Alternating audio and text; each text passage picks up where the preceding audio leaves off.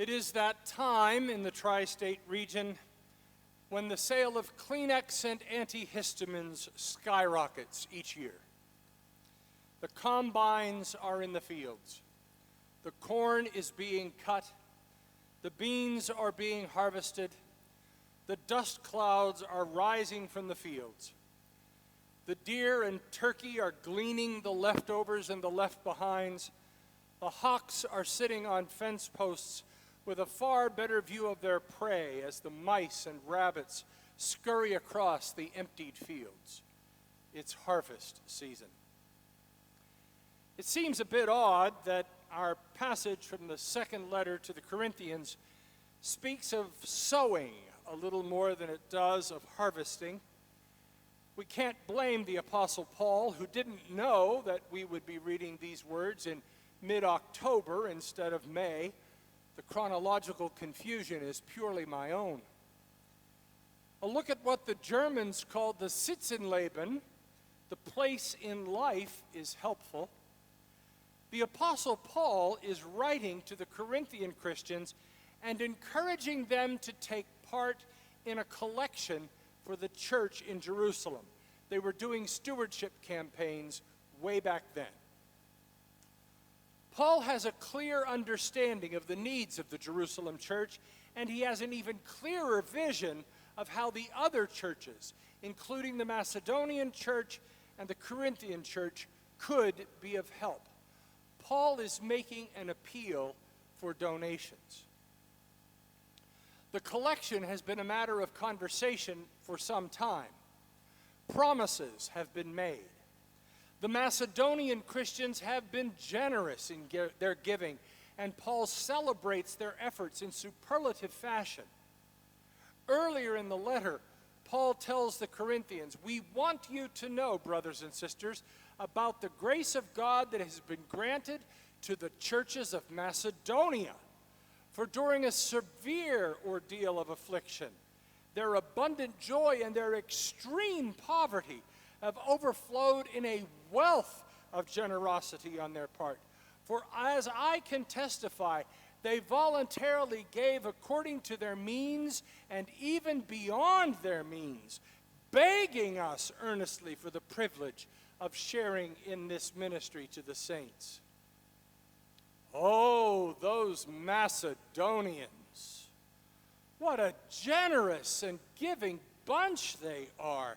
They gave according to their means, and some gave beyond their means. Now, you Corinthians wouldn't want to do any less or be shown up by those Macedonians, would you? Guilt has been an invaluable motivational tool in many a stewardship effort. Still, in spite of that heavy-handed approach, Paul has a couple of very important, even critical lessons about giving and gratitude and generosity that we need to hear again. The first lesson of which Paul reminds us is that our giving is to be an extension of our faith. Our giving is faith in action. It moves us beyond the speaking of faith and takes us into the realm of doing our faith. Through the testing of this ministry, you glorify God by your obedience to the confession of the gospel of Christ and by the generosity of your sharing with them and with all others. In offering these ancient words to us in a more contemporary way, the late Eugene Peterson writes, "You show your gratitude through your generous offerings to your needy brothers and sisters, and really toward everyone. Meanwhile, moved by the extravagance of God in your lives, they will respond by praying for you in passionate intercession for whatever you need." Giving is quite simply and undeniably a part of being a follower of Jesus Christ. Open-mindedness, open-heartedness, and open-handedness are the trinity of discipleship. The second lesson from Paul is the why of giving. And Paul's why is simple and foundational. Why do we give? We give because God has given to us. Paul describes what God has done for us as the surpassing grace of God. Now, how could anyone receive the surpassing grace of God and not be moved to respond? It would boggle Paul's mind. Gratitude for what God has done for us is the foundation and the motivation for our giving. Our lives, every aspect of our lives, is to be a response of thanksgiving for what God has done for us.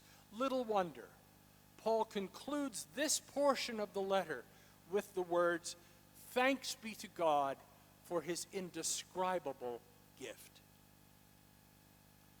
The third lesson Paul gives us is this: be generous in giving.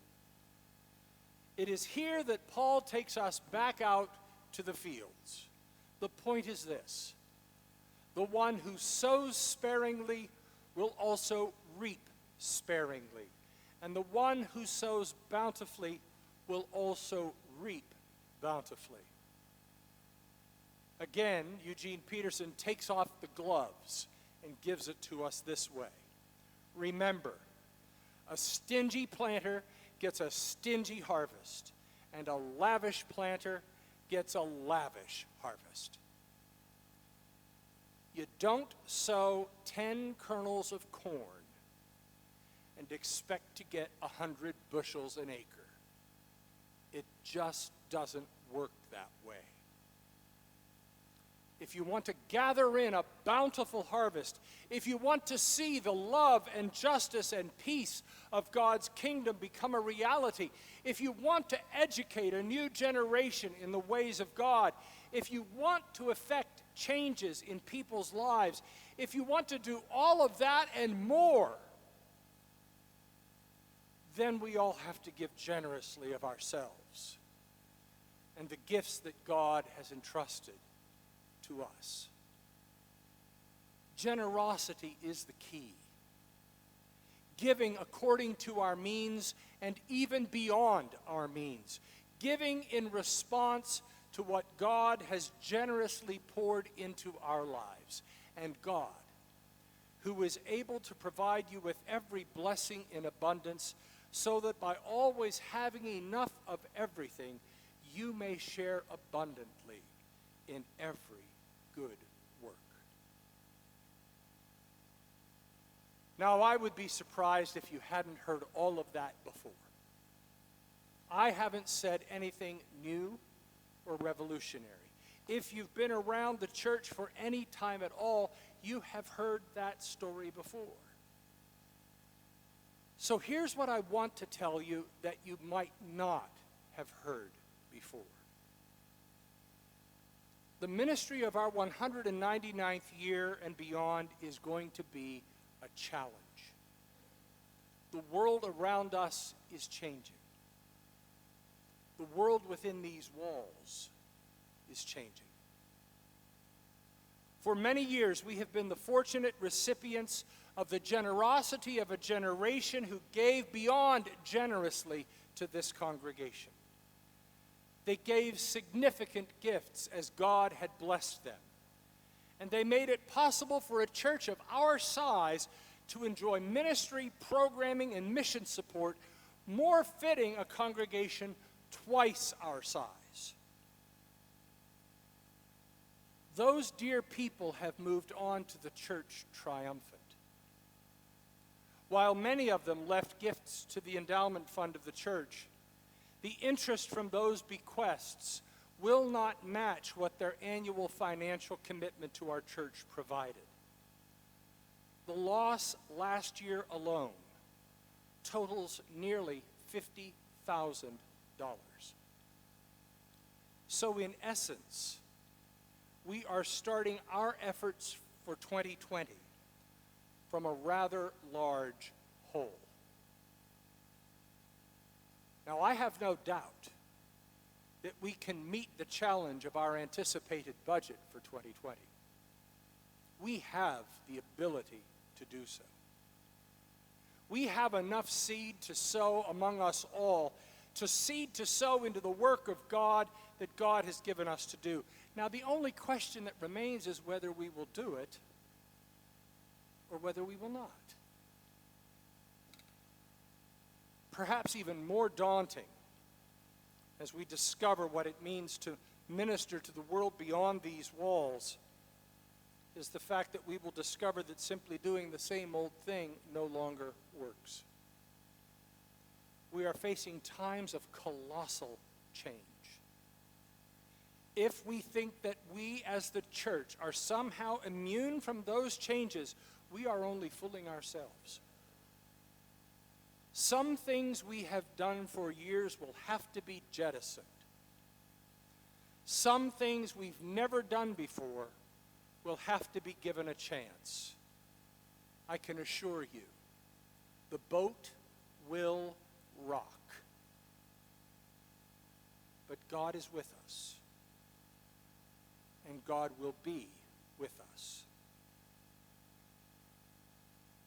Out in Iowa, there are lots of stories about farmers and harvests. A couple of years ago, a fellow by the name of Van Brownlee had finished planting his crop for the year and went into his house and died of a heart attack. He was 58 years old. When the time for harvesting came, 36 neighbors showed up with combines, grain carts, and semis to bring in his last crop. About 235 acres of corn and 165 acres of soybeans. Mary Jo Tungesik's husband, Lauren, died just this past June. He was mowing in a ditch, and the mower rolled over and crushed him, Tungesik said. 11 of their neighbors stepped up, lending their combines and a helping hand. That's what Iowa farmers do, I guess, said Kent Handeland, who helped Mary Jo with her harvest. The neighbors said there's no friend like an Iowa farmer. With meteorologists predicting a hard freeze in southeast Idaho this past Wednesday, farmers rushed to harvest all of their potatoes before the surprise cold snap could ruin them. Jason Larson, a farmer in Hammer, Idaho, wasn't able to take in all of his crop in time. So other farmers sent their workers, and members of the community came along as well. The convoy of trucks included 9 harvesters, and he estimated that 50 people from the community showed up. Many of those who showed up had been up all night, since midnight, before clearing their own fields. Starting at 11 o'clock in the morning, Larson said the emergency harvest was complete by 8 p.m. that night. He estimated that they saved several $100,000 worth of potatoes. What people do is that they help their neighbor, Larson said. There really wasn't a second thought about it. They shared in the struggle. They shared generously what they had been given. They saw a need and they met it. There was no I or mine. It was we and ours. They shared what they had for the benefit of others. They embodied the lessons Paul was offering to the Corinthians and to us. Farmers and stewardship. May we be found a friend like an Iowa farmer. And may we be faithful in our sowing and in our harvesting together for now and evermore. Amen.